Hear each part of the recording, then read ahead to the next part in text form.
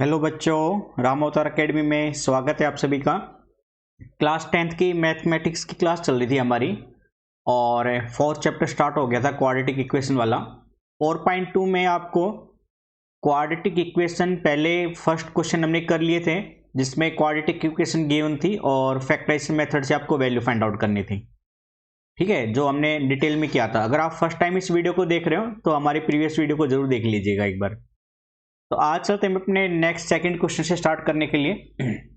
तो second question में देखो क्या बोला गया आपको। आपसे कहा गया है कि प्रॉब्लम को सोल्व कीजिए जो एग्जांपल 1 में गिवन है। तो एग्जांपल 1 आप एनसीईआरटी की बुक में निकालो भाई, मैं भी फाइंड आउट करता हूँ एग्जांपल 1 में क्या सिचुएशन गिवन है आपको। ठीक है, उसी के बेस पे क्वेश्चन को प्रोसीड करेंगे फिर हम। एग्जाम्पल 3 हो गया, एग्जाम्पल 4.1 में एग्जाम्पल फर्स्ट आ जाएगा, यानी आप इधर आ जाओ भाई। एग्जाम्पल 1 है ये रहा। ठीक है, एग्जाम्पल 1 में दो सिचुएशन दे रखी है आपको यहाँ पर। तो पहली सिचुएशन में आपको बोला है जॉन एंड जीवंती। भाई जॉन एंड जीवंती दो पर्सन है, टुगेदर हैव 45 मार्बल्स। मार्बल मतलब आपको पता है ना, पत्थर के छोटे छोटे टुकड़े होते हैं, उनको मार्बल बोलते हैं। तो 45 मार्बल है दोनों के पास मिला के, और both of them lost 5 marbles each. अगर दोनों 5 मार्बल को खो दें तो product of the number of marbles, उनके नंबर ऑफ मार्बल्स का प्रोडक्ट किसके बराबर है? 124 के। तो आपको नंबर ऑफ मार्बल्स की संख्या बतानी इन दोनों के पास। तो मैं कुछ ऐसे प्रोसीड कर रहा हूं भाई, क्वेश्चन नंबर सेकंड का फर्स्ट पार्ट, मतलब एग्जाम्पल 1 के रिगार्डिंग जो है। ठीक है ना, तो देखिए मैंने माना लेट नंबर ऑफ मार्बल्स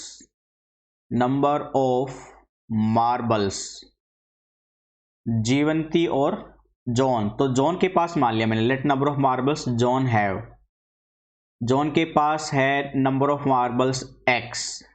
ठीक है, तो नंबर ऑफ मार्बल्स जीवंती के पास कितने बचेंगे? नाम था जीवंती, जीवंती टोटल 45 थे, तो ये बनेगा 45 माइनस एक्स मार्बल। अब अकॉर्डिंग टू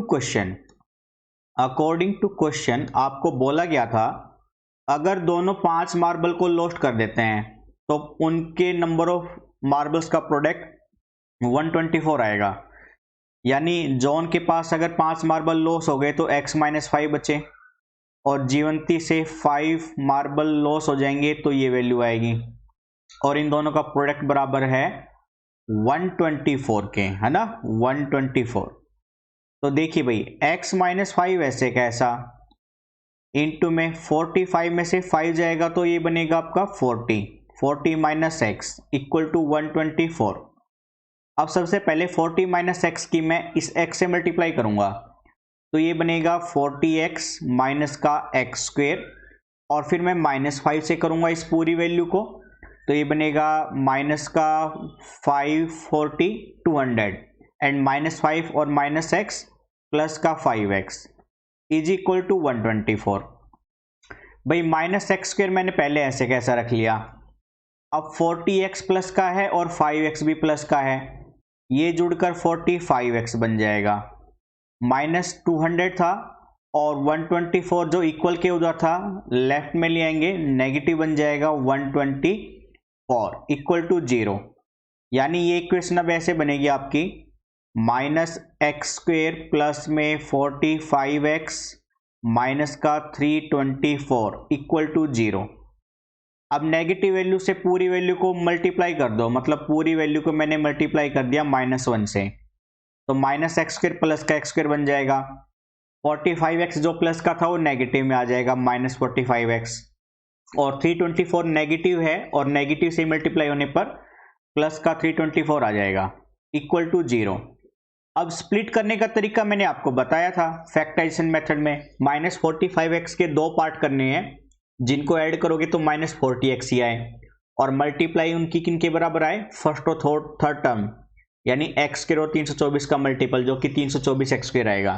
तो -40x को दो टुकड़ों में बांटना है तो वो बनेंगे आपके -45। अगर 26 और 9 लेके चलते हो तो एक मिनट मैं चेक कर लेता हूँ, मल्टीप्लाई ये बनेगी 9 6 की 54, 5 9 दिन 18 और 5 23, ठीक है, नहीं तो 36 और 9, 9 6 की 54, 5 9 9 या 27, 5 32, हाँ 36 और 9 बन जाएगा। -30x माइनस का 9x प्लस का 324 इक्वल टू 0। भाई अब इन दोनों टर्म में से, मतलब इन दोनों वैल्यू में से x कॉमन आ रहा है, तो यहाँ से तो x बाहर आया, एक x बचेगा माइनस में, 36x में से x चला गया तो माइनस का 36। अब इन दोनों टर्म में से -9 ले लो तो x बचेगा, और फिर 324 में से -9, तो ये माइनस का बनकर 36 बन जाएगा इक्वल टू 0। अब ये पूरी एक टर्म है, ये दूसरी टर्म है, इनमें x माइनस 36 कॉमन आ रहा है, तो यहां से x बचा, माइनस का 9 बचा सेकेंड टर्म से, इक्वल टू 0। अब दो नंबर का प्रोडक्ट 0 कब हो सकता है? उनमें से कोई एक वैल्यू 0, यानी या तो x माइनस 36 को 0 बनना पड़ेगा या x माइनस 9 को 0 बनना पड़ेगा। तो x की वैल्यू आएगी 36 और इधर से x की वैल्यू आएगी 9, 36 और 9। यानी मैं कह सकता हूं अगर जॉन के पास 36 मार्बल है ना, तो जीवंती के पास 9 मार्बल होंगे। या इसका उल्टा अगर मैं कह दूं कि जॉन के पास 9 मार्बल होंगे तो उसके पास 36 मार्बल होंगे। ठीक है ना, तो ये क्वेश्चन ऐसे बनेगा। ओके, तो आप एक बार वापस से सेकंड स्टेटमेंट को पॉज करके रीड कीजिएगा, मैं इसको रफ कर लेता हूं। जिस भी बच्चे को कोई प्रॉब्लम अगर आ रही हो तो आप जरूर कमेंट बॉक्स में बताइएगा।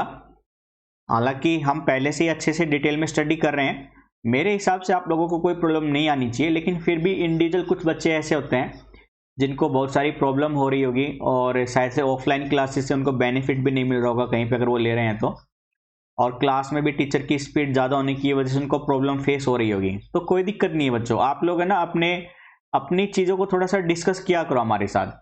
देखो डिस्कस करोगे तो आप लोगों को थोड़ा सा क्या है कि अंदर की जो फीलिंग्स है, जो घबराहट है, वो बाहर निकलेगी, और शेयर करोगे तभी हमें पता चलेगा, तभी हम आप लोगों की हेल्प कर सकते हैं। तो आपको बात करनी ही पड़ेगी।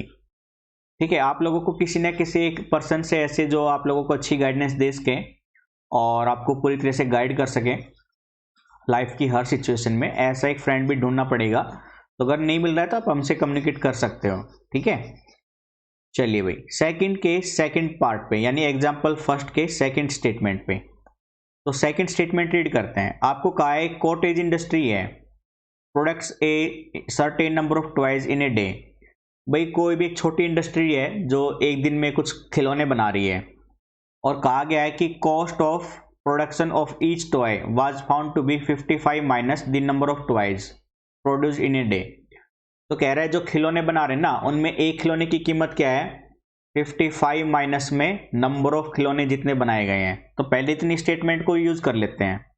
मैंने माना let number of toys produced in a day, produced in a day, एक दिन में जो खिलौनों की संख्या बनाई जा रही है वो है x।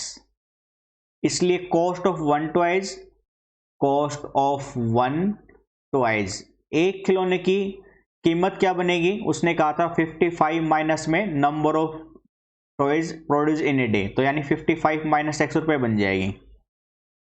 अब आगे क्या कहा गया आपको बोला गया ऑन ए पर्टिकुलर डे, किसी एक दिन टोटल कॉस्ट प्रोडक्शन की दे रखी है 75 रुपए। तो भी टोटल कॉस्ट कैसे बनेगी?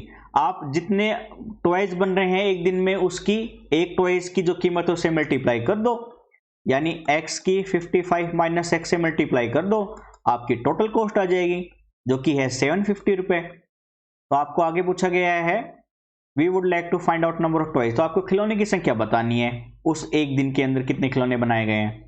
प्रोडक्ट खोल दो, 55 माइनस x को x से मल्टीप्लाई कर दो, ये बनेगा 55x माइनस का x square is equal to 750। अब मैंने क्या किया, माइनस x स्क्वायर पहले लिख लिया और 55 बाद में लिख लिया, और 75 को इधर लिया है लेफ्ट में, तो नेगेटिव बन जाएगा।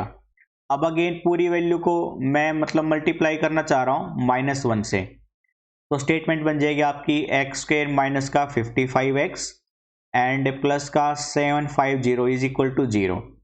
ठीक है, अब आपको -55x के दो टुकड़े बनाने हैं कि ऐड करो तो -55 ही x ही आए, और गुना नीचे 750x स्क्वायर, तो शायद से 25 या 75, 25 और 30 बना लेते हैं हम। एक्स स्क्वायर माइनस में 30x प्लस माइनस में 25x और प्लस का 750 इज इक्वल टू 0। भाई इन दोनों में से तो आप x कॉमन ले लो, तो x बाहर आने पर x माइनस 30 बचा, और इन दोनों में से -25 कॉमन ले लो, तो ये बचेगा x minus 30 again equal to 0। ये पूरी एक वैल्यू बन गई और ये पूरी दूसरी वैल्यू है, इनमें x माइनस 30 कॉमन आ जाएगा, तो वहां से तो x बचा और इधर से -25 इज इक्वल टू 0। यानी वापस से इनमें से दोनों को 0 के बराबर रखेंगे, या तो x माइनस 30 को 0 होना चाहिए या x माइनस 25 को 0 होना चाहिए भाई। तो यहां से तो x बराबर आएगा 30 और इधर से आएगा x बराबर में 25, ठीक है। यानी x 30 और 25 कुछ भी हो सकता है ना, या तो नंबर ऑफ जो क्या नाम है खिलौनों की संख्या 30 होगी या 25 होगी, ठीक है, 30 या 25 होगी, मतलब कोई मिस्टेक तो नहीं कर दी ना, एक बार चेक कर लेता हूँ भाई मैं 30 और 25, भाई मैं रफली मतलब इसमें चेक कर लेता हूँ मैं 30 और 25 रख के, मैं x30 रख लेता हूँ लेफ्ट हैंड साइड में, तो 30 और 55 माइनस 30 25 750, नहीं सही है भाई, ठीक है। तो आर्टिकल्स जो प्रोड्यूस हो रहे हैं टॉयज के वो या तो 30 होंगे या 25 होंगे, ठीक है ना। तो हमारा एग्जाम्पल हो गया फर्स्ट। अब वापस से चलते हैं अपनी एक्सरसाइज पे, देखते हैं क्या कह रहा था वो। ओके, क्वेश्चंस एक्सरसाइज में ये रहे हमारे, ठीक है। तो एग्जाम्पल फर्स्ट जो सेकंड में बोला था वो कंप्लीट हो गया है। आप थर्ड क्वेश्चन रीड करो, तब तक मैं पेपर को रफ कर लेता हूं, ठीक है। एक सक्सेस का मैं मूल मंत्र बताता हूं भाई आप लोगों को, आज आप लोगों को अच्छे से समझ में आनी चाहिए बात जो मैं कहने वाला हूं। देखो, हमेशा आप लोगों को वो चीजें करनी चाहिए जो आप करना चाहते हो, वो नहीं करनी चाहिए जो आप कर सकते हो, ठीक है, समझ रहे हो। इसका बहुत बड़ा मीनिंग है, अगर आप अच्छे से समझ पाओगे तो। मतलब मैं आप लोगों से ऐसे कह रहा हूं, मानकर चलो कि आपके ही क्लास के टीचर आपसे कहना चाह रहे हैं कि आप लोग आगे प्रोसीड नहीं कर पाओगे, इतने इंटेलिजेंट नहीं हो, आप लिमिटेड प्रैक्टिस पे ध्यान दो, तो आप क्या कर सकते हो? कुछ नहीं कर सकते, उनकी बात को फॉलो कर सकते हो, लेकिन करना क्या चाहिए? प्रैक्टिस ज़्यादा करनी चाहिए, इंप्रूवमेंट करने के लिए स्ट्रगल करना चाहिए। तो आपको जो करना चाहिए ना वो करो, वो मत करो जो कर सकते हो। सक्सेस का सबसे बड़ा मूल मंत्र यही है भाई आप लोगों का, ठीक है। चलिए क्वेश्चन की तरफ बढ़ते हैं अब हम। तो क्वेश्चन थर्ड पे आ जाओ। आपको बोला गया है 2 नंबर्स बताओ जिनका सम है 27 और प्रोडक्ट है 182। तो मैंने पहला नंबर x मान लिया, क्वेश्चन नंबर थर्ड में मैंने माना लेट फर्स्ट नंबर वो है x, इसलिए सेकंड नंबर 27 माइनस x हो जाएगा, क्योंकि दोनों नंबर का जोड़ 27 दे रखा था, और प्रोडक्ट क्या बोला है उनका 182। अकॉर्डिंग टू क्वेश्चन पहले नंबर का और दूसरे नंबर का प्रोडक्ट होना चाहिए 182। अब इसकी मल्टीप्लाई खोल दो x से, तो ये बनेगा 27x माइनस का x square is equal to 182, और 182 को राइट में ले आओ तो 27x माइनस का x स्क्वायर माइनस का 182 इक्वल टू 0। यानी इस वैल्यू को मैं अरेंज करके लिख रहा हूं, माइनस एक्स स्क्वायर पहले लिखा, फिर प्लस का 27x और माइनस का 182 इक्वल टू 0, और पूरी वैल्यू को मैंने अगेन मल्टीप्लाई कर दिया -1 से, तो एक्स स्क्वायर प्लस का बनेगा 27x माइनस का बनेगा 182 प्लस का बनेगा इक्वल टू 0, ठीक है ना। तो 27 जो माइनस में था इसको मैं मतलब 2 टुकड़े में बांट रहा हूं, जो कि बनेगा एक्स स्क्वायर माइनस में 13x और माइनस का 14x, ठीक है, प्लस में 182 इक्वल टू 0। अगर आपको डाउट आ रहा है कि ये कैसे हुआ था, तो हमने अपनी जो 4.2 एक्सरसाइज की फर्स्ट वीडियो है उसमें डिटेल में समझाया था, आप एक बार उस वीडियो को जरूर देख लीजिएगा, आपको ये प्रॉब्लम फेस करने को नहीं मिलेगी। फिर देखिए यहाँ पे x कॉमन लिया है हमने, तो x माइनस 13 बचेगा, और इधर से बेटा -14 ले लो, तो x माइनस 13 अगेन आ जाएगा इक्वल टू 0। अब x माइनस 13 कॉमन ले सकते हैं दोनों में, तो पहली टर्म में से x आया, माइनस में दूसरी टर्म से 14 इक्वल टू 0। यानी या तो x माइनस 13 को 0 होना चाहिए या x माइनस 14 को 0 होना चाहिए। तो x इक्वल टू है 13 और x इज इक्वल टू है 14, यानी अगर पहला नंबर 13 है तो दूसरा 14 है, या पहला नंबर 14 है तो दूसरा नंबर 13 है। ठीक है तो 13 और 14 आंसर आ जाएंगे आपके थर्ड में। फोर्थ को देखो, आप फोर्थ रीड करो, तब तक मैं अगेन वापस से पेपर को रफ कर लेता हूं। आप पॉज करके रीड कर सकते हो और कोशिश क्या करो रीडिंग करने के बाद, मतलब वैसे तो कोशिश करो कि एनसीईआरटी की बुक आप अपने साथ लेके बैठो। एनसीईआरटी की बुक साथ लेके बैठोगे तो ये बार बार पॉज करने का जो आपका टाइम वेस्ट लगता है आपको, ये नहीं होगा। टाइम सेविंग करना जरूरी है, इसलिए हम भी कोशिश कर रहे हैं कि ज़्यादा से ज़्यादा मटेरियल पे ध्यान दिया जाए, बातें कम करें, जो कि बाकी क्लासेस में आप लोग देखने को मिलता है आप लोगों को। इसलिए हम अपना थोड़ा सा अलग ही सिस्टम बनाने की कोशिश कर रहे हैं कि प्रैक्टिस पे ज़्यादा ध्यान दिया जाए। तो आप एनसीईआरटी की बुक साथ लेके बैठा करो, ठीक है।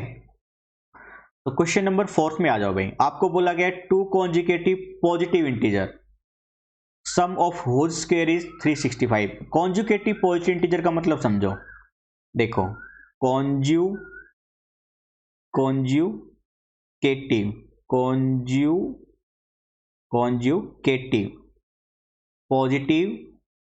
पॉजिटिव इंटीजर्स, ठीक है। देखो इंटीजर्स तो आपको पता है, मतलब ये प्लस वाली संख्या है जो भी है 1 2 3 4 ऐसे, और ऐसे माइनस वाली संख्या है, ठीक है, -1 -2 -3, जीरो भी इंक्लूड कर सकते हो आप। तो ये सारे परफेक्ट नंबर क्या कहलाते हैं? इंटीजर्स। पॉजिटिव आ गया मतलब आपको जीरो से बड़ी वैल्यू लेनी है। कॉन्जुगेटिव का मतलब होता है लगातार, यानी अगर आपने एक 2 लिया है तो या तो दूसरा 1 होना चाहिए या थर्ड होना चाहिए, या तो ये होने चाहिए या ये 2 होने चाहिए, ठीक है। लगातार वाले 2 नंबर होना चाहिए, यानी ऐसे 2 नंबर जिनके बीच का डिफरेंस 1 हो। तो मैंने यहां पे x मान लिया पहला नंबर, मैंने माना लेट फर्स्ट पॉजिटिव इंटीजर, मैंने x ले लिया भाई, ठीक है। इसलिए सेकंड कॉन्जुगेटिव पॉजिटिव इंटीजर क्या बनेगा? या तो x प्लस 1 ले लो या x माइनस 1 ले लो। मैं x प्लस 1 ले लेता हूं क्योंकि दोनों नंबर के बीच का डिफरेंस 1 होना चाहिए, बस उसी को कॉन्जुगेटिव पॉजिटिव इंटीजर बोलते हैं। तो क्वेश्चन में क्या क्या आ गया? अब सम ऑफ होल स्क्वायर, उनके स्क्वायर का जोड़ 365 होना चाहिए यानी पहले का स्क्वायर प्लस में दूसरे का स्क्वायर, इनका सम 365। आइडेंटिटी खोल दो, ये एक्स स्क्वायर प्लस में a प्लस बी का होल स्क्वायर, तो a स्क्वायर यानी एक्स स्क्वायर प्लस 1 का स्क्वायर प्लस में 2 into 1 into x is equal to 365। X square add हो गया भाई, तो 2x स्क्वायर प्लस का 2x प्लस 1 और 365 इधर लेके आऊँगा माइनस का, यानी ये बना 2x square plus 2x and minus 364 equal to 0। पूरी इक्वेशन को 2 से सिंप्लीफाई कर दिया डिवाइड करके, तो डिवाइड करोगे ये वैल्यू बन जाएगी आपकी एक्स स्क्वायर प्लस में एक्स माइनस में 2 1 जा 2 18 जा 2 2 जा, ठीक है, 182। और x के टुकड़े बना दिए मैंने 14 और -13, यानी एक्स स्क्वायर प्लस में 14x माइनस का 13x is equal to sorry minus में 182 इज इक्वल टू 0। इन दोनों में से x कॉमन ले लिया तो x प्लस 14 बचा, और इन दोनों में से -13 कॉमन ले लिया तो अगेन x प्लस 14 बचा इक्वल टू 0। अब x प्लस 14 कॉमन आ रहा है तो x plus 14 and x minus 13 is equal to 0। तो यानी या तो आप x प्लस 14 को 0 रखोगे, ठीक है, और या x माइनस 13 को 0 रखोगे। तो यहां से तो x बराबर में -14 आ रहा है और यहां से x बराबर में 13 आ रहा है। आपको कॉन्जुगेटिव पॉजिटिव इंटीजर बोला था, इसलिए ये वाली वैल्यू नहीं ले सकते आप क्योंकि नेगेटिव में आ रही है।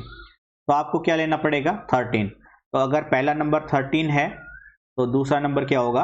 14। तो 13 और 14 आंसर बनेंगे भाई आपका, ठीक है। तो हम चलते हैं क्वेश्चन नंबर 4 में, 13 एंड 14 आंसर हो जाएगा।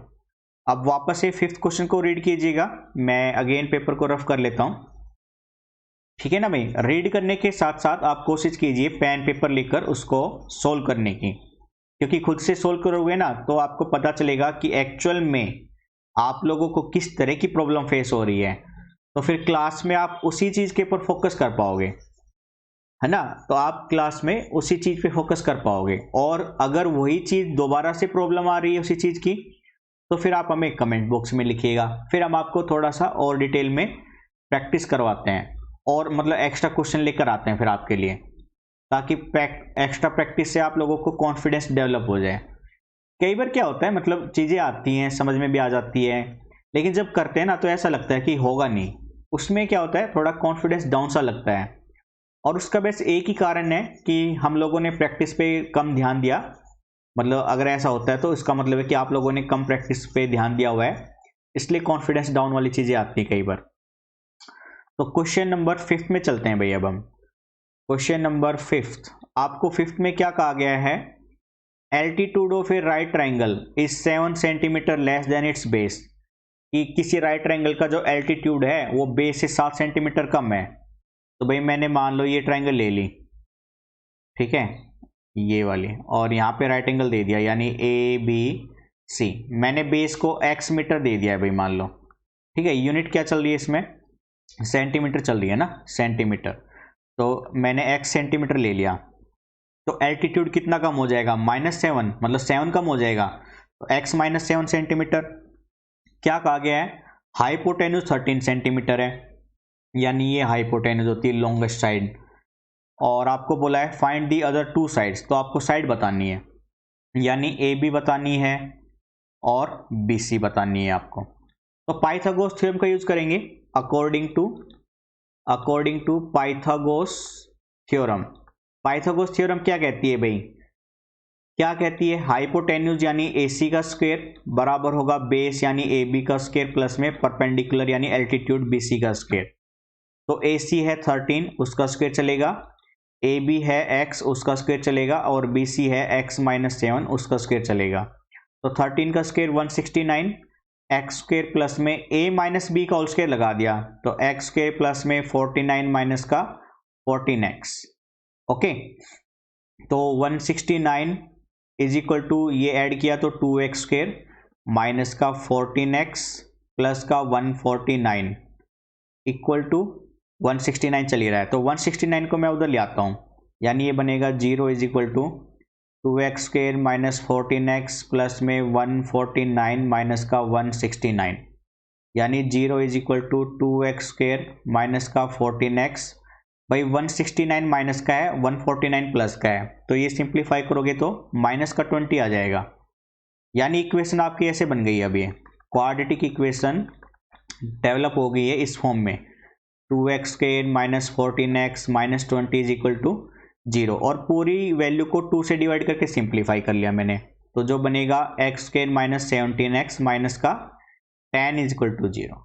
अब 5 और 2 फैक्टर बना लो -7 के, यानी मैंने लिख दिया इसको x square minus 5x minus 2x minus 10 is equal to 0। इन दोनों में से x कॉमन ले लो, तो x इंटू में x माइनस 5, एंड इन दोनों में से -2 कॉमन ले लो, तो -2 इंटू में x minus 5 is equal to 0। इधर से x माइनस 5 कॉमन लेंगे, तो पहले से आपको तो x बचेगा, x माइनस 5 था ये, और दूसरे से -2 इक्वल टू 0, यानी या तो x माइनस 5 को 0 होना चाहिए या x -2 को 0 के बराबर होना चाहिए। तो x बनेगा पहले से 5 और यहाँ से बनेगा x बराबर 2, ठीक है। तो यानी अगर आप देखो तो एल्टीट्यूड कम था, यानी ये 2 सेंटीमीटर बनाना पड़ेगा फिर आपको, और ये बड़ा था एल्टीट्यूड से, इसलिए क्या चलेगा 5 सेंटीमीटर, ठीक है, 5 सेंटीमीटर।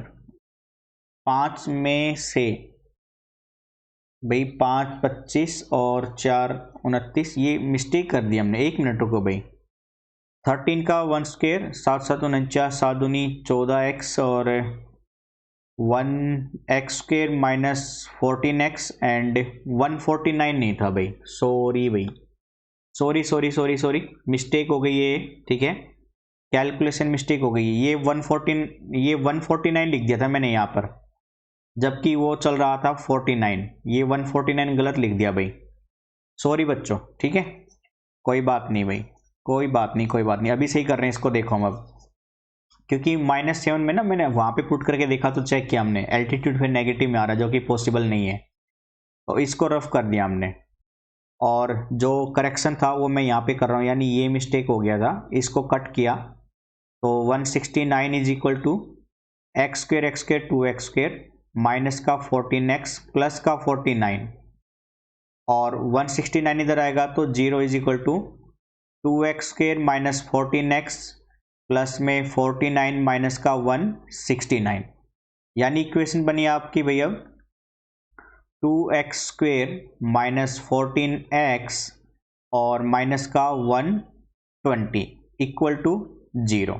ठीक है, ये मिस्टेक है तो इसको सिंप्लीफाई करने से पहले मैं एक बार वापस से रफ कर लेता हूँ। यानी अब वैल्यू बनेगी आपकी कुछ ऐसे, भाई पूरी वैल्यू को 2 से डिवाइड कर दो तो एक्स स्क्वेयर माइनस का 7x माइनस का 60 इक्वल टू 0। ठीक है, तो 12 और 5 12 5 60 या मतलब माइनस और प्लस का ले लो, x square minus 12x plus का 5x माइनस 60 इक्वल टू 0। तो भाई पहले दोनों वैल्यू में से x कॉमन ले लो, ये x माइनस 12 बचेगा और इधर से 5 कॉमन ले लो, फिर से x माइनस 12 बचेगा इक्वल टू 0। यानी x माइनस 12 लोगे तो फिर x प्लस 5 बचेगा इक्वल टू 0। या तो x माइनस 12 को 0 के बराबर होना चाहिए या x प्लस 5 को 0 के बराबर, यानी x बराबर अगर 12 है तो यहाँ से x माइनस 5 है, जबकि x बेस चल रहा है यानी लेंथ है तो साइड नेगेटिव में नहीं हो सकती, तो x बराबर 12 सेंटीमीटर से जाएंगे हम, यानी बेस बनेगा 12 सेंटीमीटर तो आपका वो बनेगा 12 माइनस 7 यानी 5 सेंटीमीटर, एल्टीट्यूड 5 सेंटीमीटर होगा। ठीक है, तो आपसे मैं वापस से माफ़ी मांगता हूँ, जो जल्दबाजी में मिस्टेक हो गई थी उसको एक बार सिंप्लीफाई कर लीजिएगा दोबारा। तो क्वेश्चन नंबर 6 को रीड करो आप, तब तक मैं इस पेपर को रफ कर लेता हूँ। ठीक है, देखो कई बार है ना भाई मिस्टेक हो जाती है जल्दबाजी में, या कई बार क्या होता है कि ध्यान इधर उधर हो जाता है, थोड़ा सा क्या होता है कि ऑफलाइन क्लासेस भी रहती है हमारी तो वो चीज़ें दिमाग में घूमती रहती है, लेकिन कोई बात नहीं, जो भी प्रॉब्लम होती है हम तुरंत उसको रेक्टिफाई कर लेते हैं। आप लोगों को डाटा गलत नहीं प्रोवाइड किया जाएगा, ये एश्योरिटी है। इसलिए मैं आप लोगों से कहता हूं कि आप लोग अगर बुक साथ में लेके भी बैठोगे ना तो साथ साथ में आप आंसर भी मैच कर सकते हो, जिससे आपको भी कॉन्फिडेंस आ जाए कि हाँ टीचर या जो भी सर है अच्छे से पढ़ा रहा है या नहीं पढ़ा रहा है। कोई आंसर में मिस्टेक आ रही है तो आप उस तुरंत वहीं पे टोक सकते हो टीचर को। ठीक है, तो इसलिए बुक लेके बैठा करो साथ में, वो आपकी ही प्रैक्टिस के लिए है भाई, आप लोगों को इससे ज़्यादा डबल बेनिफिट मिलता है। चलिए अपने लास्ट क्वेश्चन की तरफ बढ़ते हैं ना, अपने एक्सरसाइज का जो लास्ट क्वेश्चन है आज का उसको देखते हैं अब हम। तो भाई क्वेश्चन है आपका 6 क्वेश्चन, जो कि बोल रहा है क्वेश्चन में एक कॉटेज इंडस्ट्री, मतलब जो क्वेश्चन अभी क्या था वैसे ही, किसी कॉटेज इंडस्ट्री छोटे इंडस्ट्री है जो मिट्टी के आर्टिकल बना रही है एक दिन में। It was observed on a particular day that the cost of production of each article was 3 more than the twice the number of article produced on that day। मतलब वैसे ही क्वेश्चन है, मतलब एक दिन में आप मान लो x आर्टिकल प्रोड्यूस हो रहे हैं, let number of articles produced in a day, जो क्वेश्चन अभी कराया था सेम वैसे ही क्वेश्चन है, मैंने x आर्टिकल ले लिया और एक आर्टिकल की कॉस्ट क्या है, cost of each article, cost of each article आपको बोला है ट्वाइस 3 मोर, 3 ज़्यादा है ट्वाइस से। ठीक है, twice of number of product मतलब आर्टिकल, यानी 2x प्लस में 3। एक आर्टिकल की कॉस्ट ये है भाई, तो किसी एक दिन टोटल कॉस्ट 90 रुपये है, यानी according to question number of article in a day और cost of article each equal to है 90। मल्टीप्लाई खोल दो, 2x स्क्वायर प्लस 3x और 90 को इधर ले आओ माइनस का, इज इक्वल टू 0। अब 3x के फैक्टर बनाने आपको, तो 15 और 12, 12 5 60, 6 12 6 18, यानी 2x स्क्वायर प्लस में 15x माइनस का 12x माइनस 90 इक्वल टू 0। इन दोनों में से x कॉमन ले लो तो ये 2x प्लस का 15 बचेगा और इधर से आप 6 कॉमन ले लो माइनस का, तो 2x प्लस का 15 इक्वल टू 0, यानी 2x plus 15 and x minus 6 equal to 0 आएगा। तो या तो 2x प्लस 15 को 0 होना चाहिए, ठीक है, या होना चाहिए x माइनस 6 को 0। तो 2x is equal to minus का 15 और x आएगा माइनस का 15/2। भाई आर्टिकल की संख्या नेगेटिव में नहीं हो सकती और डेसिमल में भी नहीं आ सकती, इसलिए इस पार्ट को कैंसिल कर देंगे। तो x बराबर आ जाएगा 6, यानी एक दिन में कितने आर्टिकल बनाए जा रहे हैं? 6 आर्टिकल। और एक आर्टिकल की कॉस्ट कितनी है? 2 × 6 + 3 यानी 15 रुपये। तो एक दिन में 6 आर्टिकल बनाए जा रहे हैं और एक आर्टिकल की कीमत कितनी रहेगी? 15 रुपये रहेगी। ठीक है भाई, तो ये था आपका quadratic equation method, factorisation method, जिसमें क्वाड्रेटिक इक्वेशन को सॉल्यूशन करने का तरीका बताया गया था और जिसमें हमने टोटल अपनी कुछ वर्ड प्रॉब्लम को भी डिटेल में देखा है।